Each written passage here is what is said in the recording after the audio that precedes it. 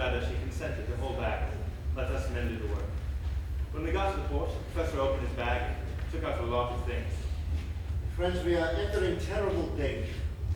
We need arms of many kinds. Our enemy is not merely spiritual. Remember, he has strength of 20 men. So we must guard against his touch. Now,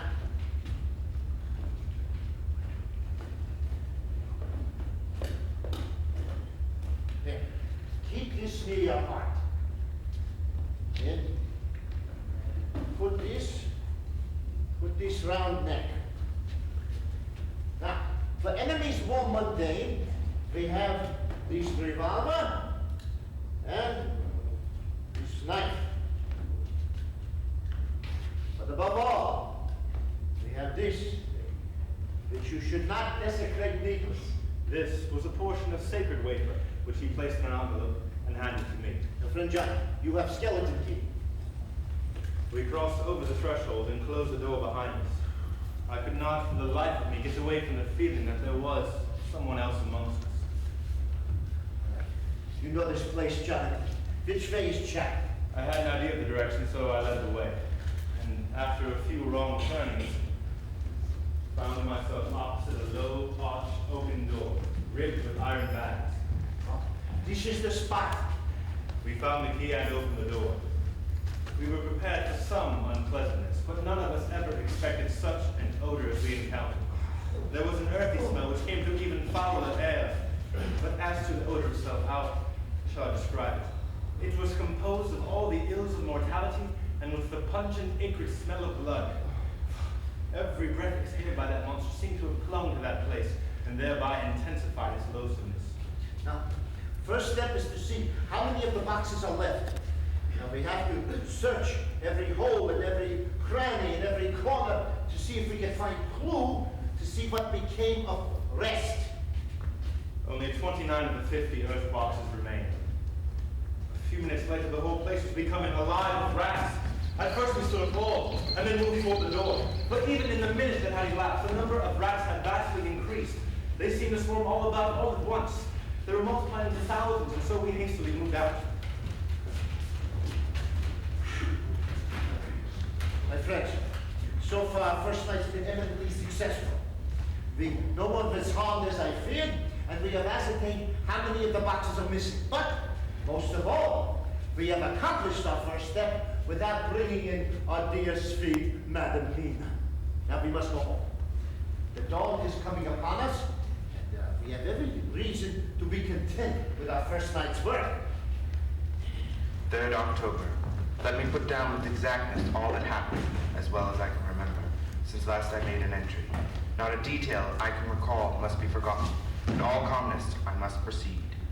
When I went to Renfield's room, I found him lying on the floor on his left side in a glittering pool of blood. When I went to move him, it became at once apparent that he had received some terrible injuries. As the face was exposed, I could see that it was horribly bruised, as though it had been beaten against the floor. Indeed, it was from the face wounds that the pool of blood originated. I think, sir, his back is broken. As you can see, the right leg, right arm, and the whole right side of the face are paralyzed. But I can't understand the two things. He could have got his head like that by beating it against the floor, and his back could have broken if he fell out of bed with an awkward chain. But for the life of me, I can't understand how the two things occurred. If his back was broken, he couldn't have beat his head. And if his face was like that before the fall out of bed, there would be marks of it. Go get Van Helsing here. I need him here without an instant's delay. The man soon ran off and came back with Van Helsing out of breath. What? Oh, a sad accident! Yes, he will need careful attention, much watching. Now, I will stay with you here myself. I want you to send the attendant away. We should be alone with him when he becomes conscious. I think that will do, Simmons. We've done what we can at present. Dr. Van Helsing will operate. Continue your rounds and let me know if you find anything out of the usual. Yes, Doctor. Thank you.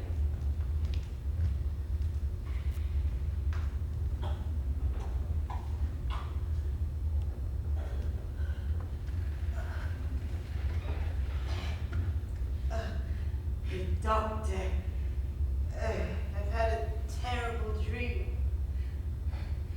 left me so weak I cannot move.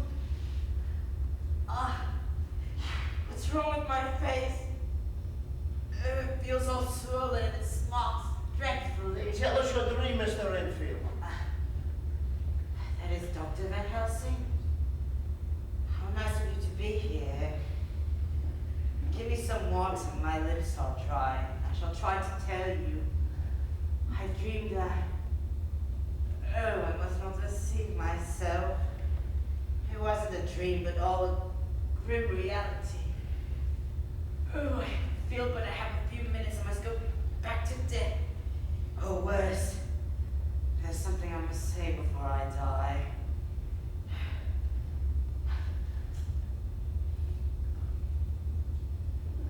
Go on. Thank you.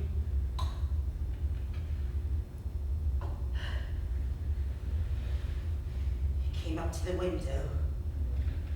He laughed with his red mouth. The sharp white teeth glinted in the moonlight. I wouldn't ask him to come in at first, though I knew he wanted to. Just as he had wanted all along. Then he began promising me things. All these lies will I give you, I, and many more, and greater, through countless ages, if you will fall down and worship. What? How? What? Rats, hundreds, thousands, millions of them, and everyone alive, and dogs to eat them, and cats too, all red lies with years of life in it, and not merely buzzing flies. Beckoned me to the window. I got up and looked out. He raised his hand and called without saying any words. I could see that there were thousands of rats with their eyes blazing red like his. He raised up his hand once more, and they all seemed to stop, and he seemed as though he was saying, words. He said that I should go down and worship him, if I should fall down to him. Then I could see that there was darkness. And then before I knew what I was doing, I found myself opening the sash and saying to him, "Come in, Lord and Master." All day I waited to hear from him. He did not send me anything, not even a blowfly. Before I knew what I was doing, I waited to hear from him, but nothing. Mrs. Harker came in to see me this afternoon. She wasn't the same. I don't care for the pale people. I like them with lots of blood in them. And hers will. It seemed to have all ran out. I began to think, and it made me mad to know that he had been taking the life out of her. So when he came tonight, I was ready for him. I could see the mist stealing through, and I grabbed him tight. I've heard that madmen have a natural strength. And he knew it too, for he had come out of the mist to struggle with me. I could see him coming in. I grabbed him tight and I thought I was going to win. Till I saw his eyes. His eyes went through me. And my strength became like water. And he threw me up and flung me down.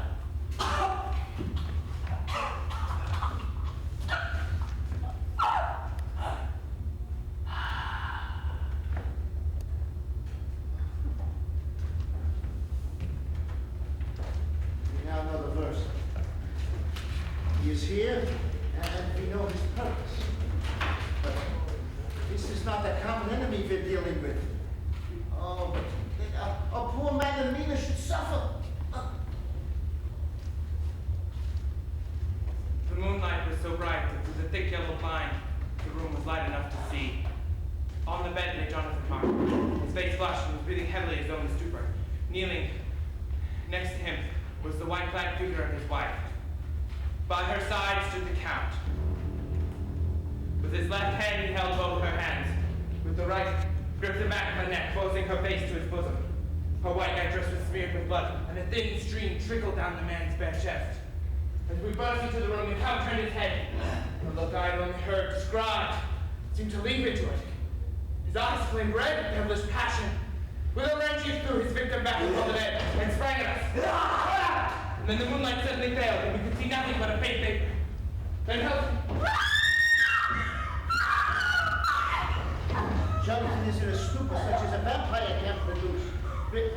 We cannot help Mate-Micael at the moment until she recovers herself. I must take him. God's name, what is the meaning of this? Dr. Stewart, Dr. Van Helsing, what is it? What has happened? Andrew, what is it? What does this blood mean? My God, has it come to this? Would God help us? Help her. I'll do something to save him. It cannot have gone too far yet. God, where will I go look for him? No, Jonathan, you must not leave me. God knows I've suffered enough today without the dread of his harming you. You must stay with me. Stay with these friends who will watch over you. Do not fear, my dear. We are here. And as long as this is close to you, no foul thing shall approach. You are safe for tonight. But we must stay calm and consult together. Unclean. Unclean. I must kiss him and touch him no more. Oh, but it should be I who now his worst enemy and whom he should have no cause to fear. Nonsense, Mina. It's a shame to me to hear such a word. If I would not hear it of you, I shall not hear it from you. You must tell us exactly what happened. God knows I don't want you to be pained, but we must know all. I took the sleeping draught which you had so kindly given me, but for a long time it did not act. I seemed to become more wakeful, and myriads of horrible fancies began crowding upon my mind, all of them connected with vampires and death, with blood and pain and trouble. Do not fret, dear. You must be brave and strong and help me through this horrible task. Well, I saw that I must help the sleeping draught do its work with my will, if it were to do me any good, so I resolutely set myself to sleep. Sure enough, sleep must soon have come to me, for I remember no more. Jonathan coming in had not waked me, for he lay by my side the next I remember. There was in the room the same thin white mist that I had before noticed. I turned to wake Jonathan, but found that he slept so soundly it was as if he had taken the sleeping draught and not I. And indeed my heart sank within me. Standing beside the bed, all in black as a man. I knew him at once. My heart stood still, and I would have screamed out, only that I was paralyzed. Silence. If you make a sound, I shall take him and dash his brains out before your very eyes. With a mocking smile, he placed one hand upon my shoulder, and holding me tight, bared my throat with the other. First, a little refreshment to warm my exertions. You might as well be quiet. It is not the first time, or the second, that your veins have appeased my thirst. Strangely enough, I did not want to hinder him. I suppose it was part of the horrible curse. And oh my God, pity me! He placed his reeking lips upon my throat. I felt my strength fading away. How long this went on, I do not know, but I feel that a long time must have passed before he took his foul, awful, sneering mouth away. I saw a drip of the fresh blood. And so you, like the others, will play your brains against mine. You will help these men to hunt me and frustrate me in my design, whilst they play wits against me. I was countermining them. And you, their best beloved one, onto me now. Flesh of my flesh, blood of my blood, kin of my kin, my bountiful, wine-pressed for a while, and shall later be my companion and my helper. But yet you are to be punished for what you have done. You have aided in thwarting me, and now you shall come to my call. When my brain says come to you, you shall cross land or sea to do my bidding. And to that, end this, pulled open his shirt, and with his long, sharp nails opened a vein in his breast. He pressed my mouth to the wound so that I must either suffocate or swallow some. Oh my God! My God, what have I done? What have I done to deserve such a fate? God pity me!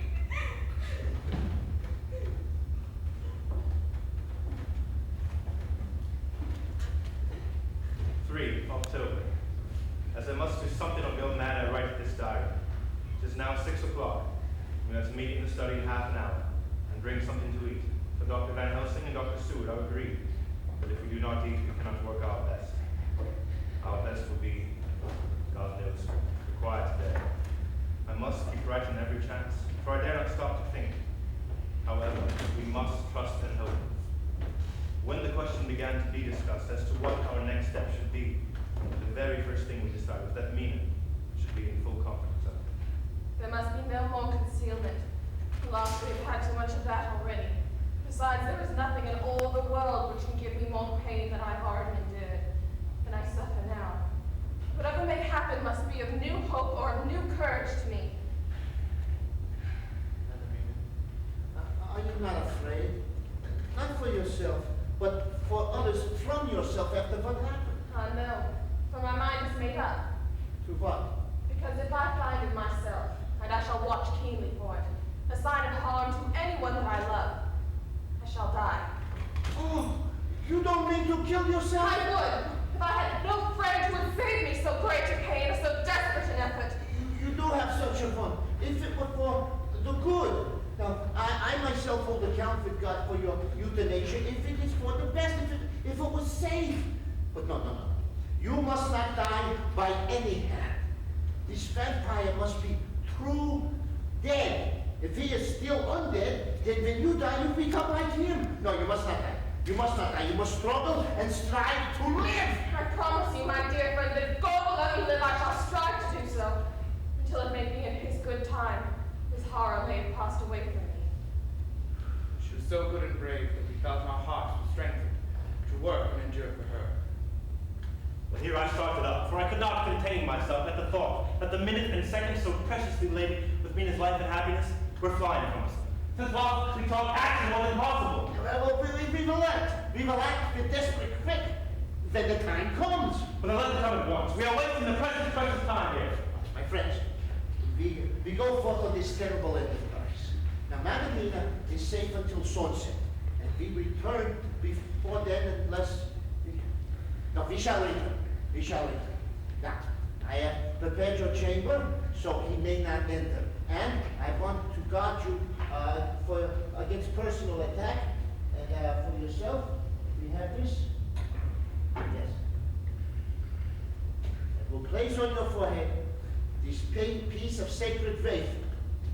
In the name of Father, the Son. As he placed the wafer on Mina's forehead, that bird had seared into the flesh as though it had been a piece of white hot metal. Oh, please! Even the Almighty shuts my polluted flesh. I must wear this mark of shame upon my forehead until the judgment day. You will bear that mark until God himself sees fit. But, my dear Madam Mina, those of us who love you will see the day when that red mark should leave your body. There was hope in his words and comfort. It was then time to start out. But to one thing I have made up my mind, that if in the end Mina must be a vampire, well, then she shall not go alone to that unknown and terrible land. My friends, we have duty to do.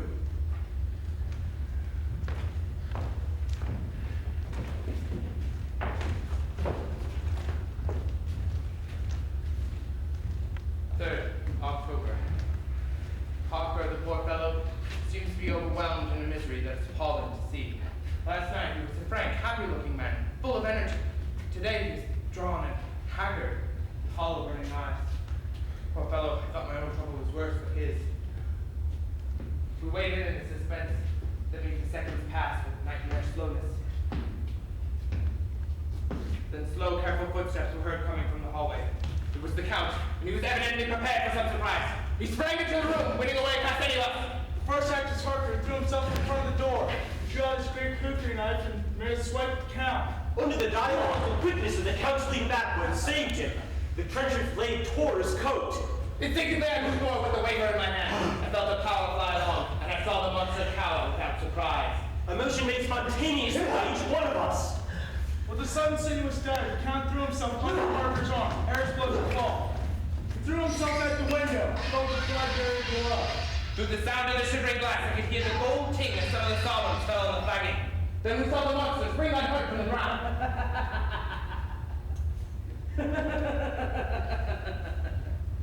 You think you could baffle me?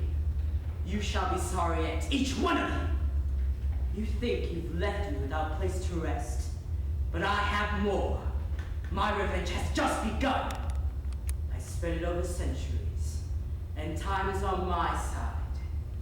Your girls you all love are mine already, and through them you and others shall yet be mine. My creatures, to do my bidding, and to be my jackals when I want to feed. Bah! We have learned something tonight. We have learned much, notwithstanding his brave words. He fears us. Now if we go back to Madam Mina, our work here is done. We go to her and protect her. We came back to my house and had a sort of perfunctory supper. True to our promise, we told Mrs. Harker what had happened. Jonathan, my dear, you are my true friends. I want you to bear something in mind throughout this awful time.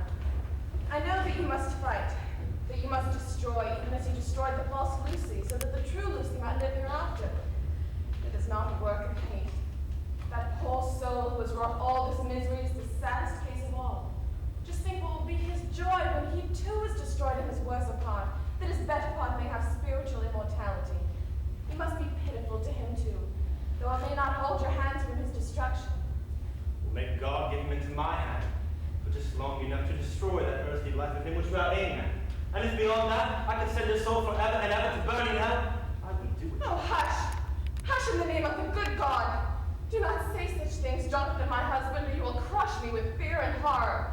Just think, I have been thinking this long day of it, that perhaps someday I too may be in need of such pity, and that some other like you, and with equal cause for anger, may deny it to me.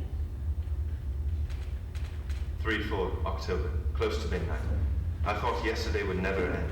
There was over me a yearning for sleep, and some sort of blind belief that to wake would be to find things changed, and that any change must now be for the better.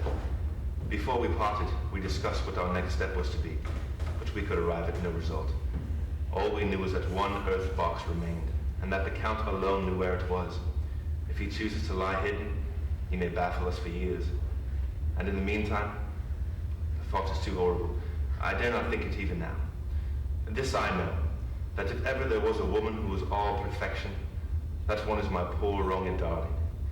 I loved her 1,000 times more for her sweet pity of last night, a pity that made my own hate of the monster seem despicable. I am weary to death. I must try to sleep, for there is tomorrow to think of. Jonathan, go, call the professor. I must see him at once. Why? I have an idea. I suppose it must have come to me in the night and matured without my knowing it. He must hypnotize me before the dawn, for then I can speak. Go quickly, for the time is close. Is anything wrong? No, but Mina wants to see Dr. Van Helsing at once. I will go.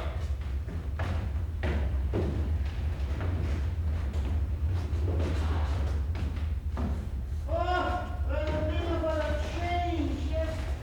Just see, Jonathan, she is like old, back to her old self. Yes, now what is it you want? You must hypnotize me. Do it before the dawn, for then I can speak and speak freely. Be quick, for the time is short.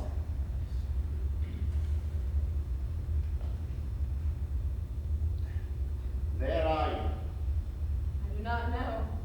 Sleep is no place can call its own. What do you see? I see nothing. All is dark.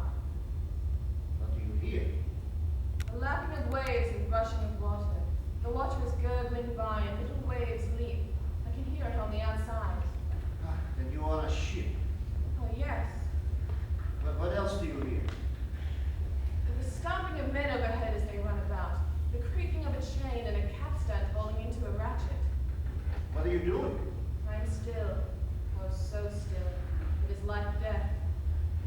this time, the sun had risen, and we were all in the full light of day. Dr. Van Helsing placed his hands on Mina's shoulders and gently lowered her onto the pillow. She lay for a few moments like a sleeping child, and then awoke and stared in wonder to see us all standing around her. Have I been talking in my sleep? She seemed, however, to know the situation without telling, though she was eager to know what she had told. The professor repeated the conversation. Then there is not a moment to lose. We may not yet be too late. Simmons, the ship, wherever it was, is now very anchor in the good port of London. But which is the one that we seek? Well, thanks God, we have a clue. But where it leads us, we do not know. But we do know what Count was thinking. He means to escape. You hear me? Escape. He knows that with one box left, and him being followed by a pack of men like dog after fox, this London is no place for him. He will take this last earthbox on the ship, and he wants to escape. But no. We will follow him. Tally ho! But why must we pursue him further when he has gone away from us? Oh, my dear man, we must find him if we have to follow him to jaws of hell. Why? Because he can live for centuries. You are but mortal woman. Time for you is to be dreaded since he put that little mark on your throat. I was just in time to catch her. She fell forward in a faint. 5 October, 5 p.m. Our meeting for report. Dr. Van Helsing described what steps were taken during the day to discover on what boat and whither bound Count Dracula made his escape. I knew he wants to go back to Transylvania. I felt he will go by way of Danube mouth, or maybe Black Sea the way he come. He was on a sailing ship. Now, sailing ship is, it takes time. It's not so quick. But if we go by land, that is so quick. So we can meet him there. I asked him if it were really necessary that we should pursue the Count, but oh, I dreaded Jonathan leaving me. I know he would surely go on the other's way. It is necessary, it's necessary. For your sake in the first, and then for sake of humanity. We have seen what harm the monster can do. Now, the sailing ship, Tsarina Katrina, left the Thames yesterday morning. It will take her 3 weeks to get the vine. If we go overland, we can make in 3 days. I must go with you on your journey. But why? You must take me with you. I am safer with you, and you shall be safer too. But why? Your safety is our solemn duty. I know, but I must go. If the Count bids me, I must go. If he tells me to come in secret, I must by any device hoodwink even Jonathan. You men are brave and strong, and you are strong in your numbers, so you can defy that which would break down the human endurance of one who had to guard alone. Besides, I may be of service, since you can hypnotize me and learn that which even I do not know. Dear Madam Mena, as always, is quite wise. Yes, you shall come with us, and we shall go together and go forth to achieve. We are all here together in freedom for perhaps the last time. In the morning we go out upon our journey, and God alone knows what may be in store for any of us. You men are so good to take me with you. A poor weak woman whose soul is perhaps lost. No, not yet, but it is at any rate at stake. You must remember that I am not as you are. There is a poison in my blood, in my soul, which may destroy me, which must destroy me unless some relief comes to us. You men know as well as I do that my soul is at stake. Instinctively, we all knew this was a prelude of what was to come. I shall tell you plainly what I want, for there must be no doubt or matter in this connection between us now. You must promise me, one and all, even you, my beloved husband, that should the time come, you will kill me. When you are convinced that I am so dead that it is better that I die that I may live. When I am thus dead in the flesh, then you will, without a moment's delay, drive a stake through my heart and cut off my head and do whatever